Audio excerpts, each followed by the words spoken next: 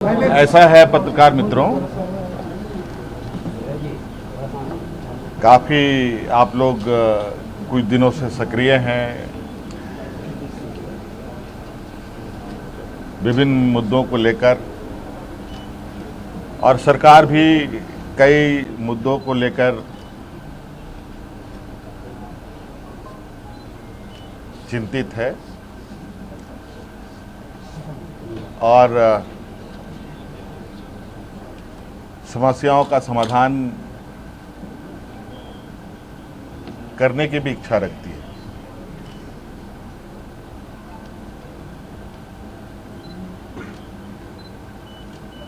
सबसे पहले तो आपको हम ये बताएंगे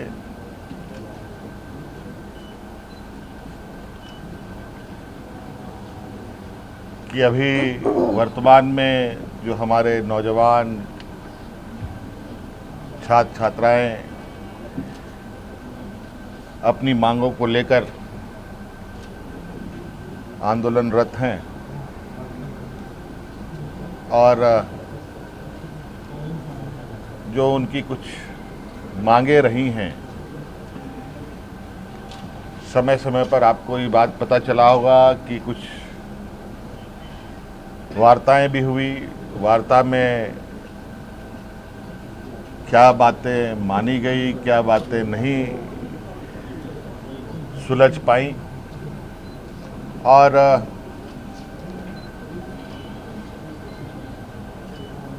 वो सभी चीज़ें हमारे समक्ष आ रही थी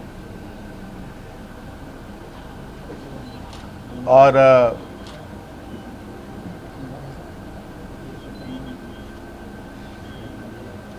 चूंकि आपको पता है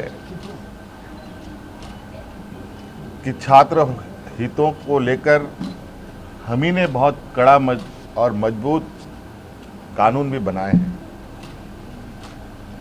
अगर हम कानून बनाते हैं तो कानून को लागू करने की भी क्षमता रखते हैं,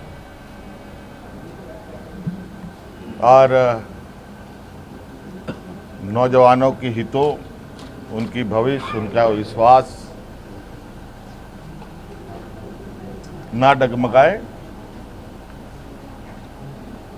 हम हमेशा इसके पक्ष में रहे हैं। और जिस कड़े निर्णय के साथ हम आगे बढ़ते हैं और जिस आत्मविश्वास के साथ आगे बढ़ते हैं, वो विश्वास में कहीं ना कहीं नौजवान भी हैं।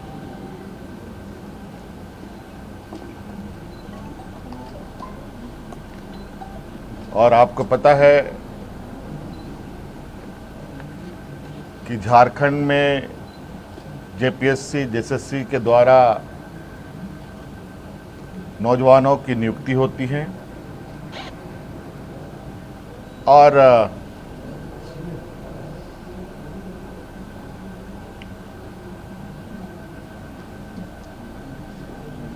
कई सारी नियुक्तियां राज्य अलग होने के बाद रुकी रहीं,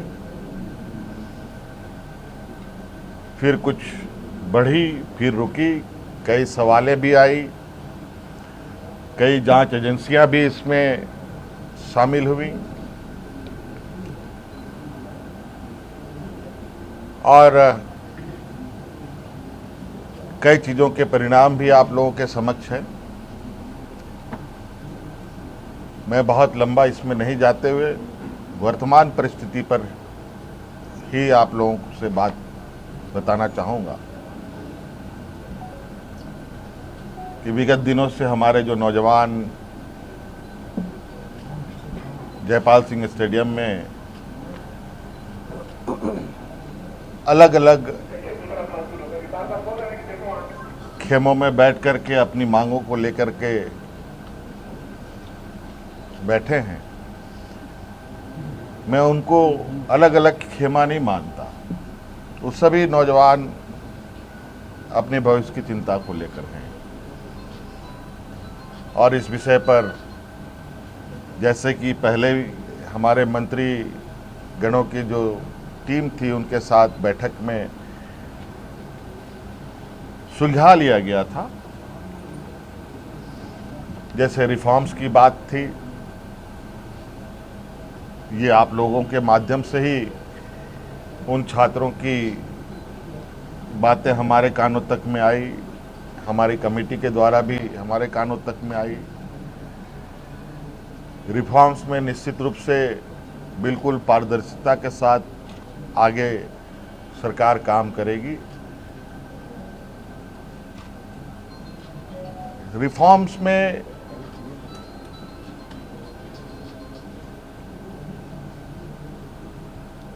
जहां तक मेरा मानना है कि परीक्षाएं कैसे होनी चाहिए, कैसे नहीं होनी चाहिए, इसका पहले से ही एसओपी बना हुआ है।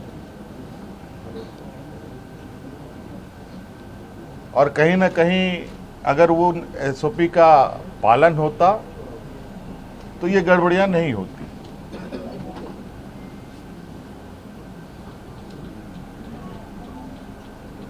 क्योंकि एसओपी में ही इतने कड़े प्रावधान हैं और इतने बेहतर तरीके से परीक्षा लेने का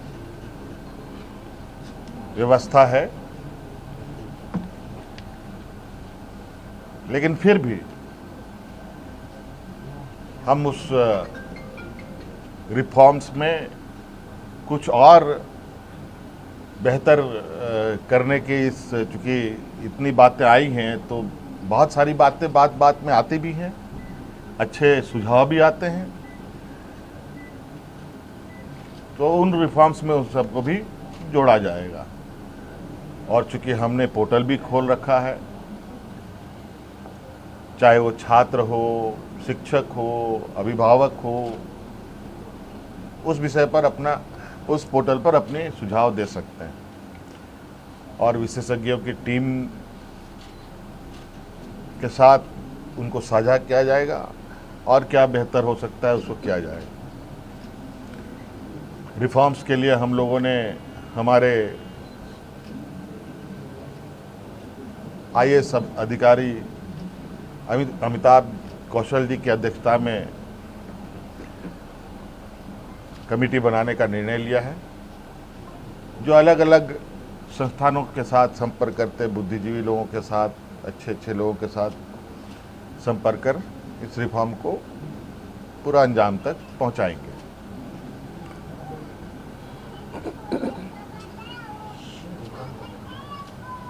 दूसरी बात, जेपीएससी का जो 14वें जेपीएससी की बात है, मुझे लगता है कि हमारे माननीय मंत्रीगणों के टीम के साथ बैठने के दौरान ही वो चीज़ें सुलझ गई थी। बैकलॉग की भी बात सुलझ गई थी और कई जगह पर लोग नियुक्त भी हुए हैं। उसको लेकर छात्र के तरफ से भी और मंत्रीगणों की तरफ से भी कोई कंक्लूजन पर नहीं पहुंच पाए। आज इस विषय को पटाक्षेप करने के लिए हम लोगों ने कैबिनेट की विशेष बैठक की। इस बैठक में उन सभी चीज़ों का समाधान निकालते हुए हम लोगों ने निर्णय लिया है कि टीडीपीएल द्वारा किए गए परीक्षाएं, टीडीपीएल के द्वारा प्रकाशित रिजल्ट और टीडीपीएल द्वारा जो भी अभ्यर्थी चुने गए हैं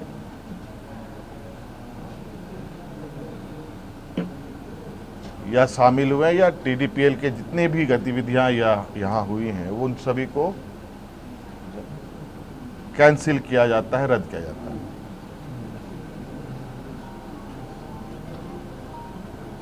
और नौजवानों में सबसे बड़ा जो मुझे लगता है कि मुख्य मांग उनका सबसे प्रमुख मुख्य मांग रहा है जेपीएससी सीजीएल के संदर्भ में, क्योंकि हमने उसमें भी एक हमारे मंत्रीगणों ने आश्वस्त किया था इस विषय की जांच चल रही है।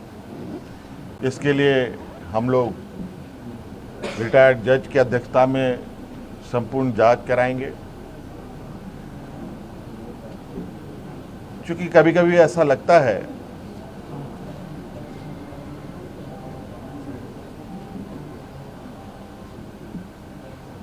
कि हम ही सही हैं, कभी कभी ऐसा लगता है कि छात्र भी सही हैं। इन दोनों के बीच में फर्क करना थोड़ा कठिन हो जाता है। और इस विषय को लेकर हमने जो एसआईटी की टीम जांच कर रही है और सीआईडी की जो टीम जांच कर रही है, इन दोनों के जांच के दौरान बहुत सारे ऐसे तथ्य आ रहे हैं जो चौंकाने वाले हैं। क्योंकि जांच का विषय है, बहुत खोल के बातें कहना संभव नहीं है। और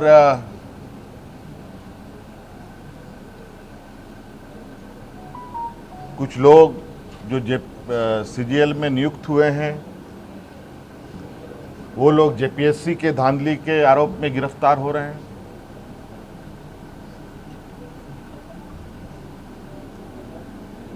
और कई कंपनियां जो यहाँ कार्यरत हैं, अलग अलग समय में भी कार्यरत रहे हैं, इन सब का एक बहुत बड़ा नेटवर्क का घालमेल प्रतीत होता है। जांच के दायरे में तो हम पूरे 2014 से लेकर अब तक की हुई इसके परीक्षाओं की जांच में है। हमने विभाग को कहा है, सीआईडी को कहा है, अब जब इसका ऑपरेशन हुआ ही है तो पूरे तरीके से इसका ऑपरेशन होनी चाहिए। और जो हमें जानकारी सीजीएल को लेकर हम लोग के समक्ष बताया गया और उस तथ्यों को समझ बुझने के बाद आज कैबिनेट ने जेएसएससी सीजीएल को भी रद्द करने का निर्णय लिया। और पूरा 2014 से अब जितनी भी छोटी बड़ी गलतियां हुई हैं, जिससे भी हुई है, सभी की जांच होगी। और साथ में बहुत जल्द केंद्र सरकार के द्वारा जो एमएमडीआर एक्ट में जो बदलाव किया गया है, उस संदर्भ में भी हम लोग चर्चा के लिए एकत्रित होंगे। हो सकता है इस विषय पर एमएमडीआर एक्ट संशोधन पर हमें विशेष सत्र भी बुलाना पड़े, तो हम लोग बुलाएंगे।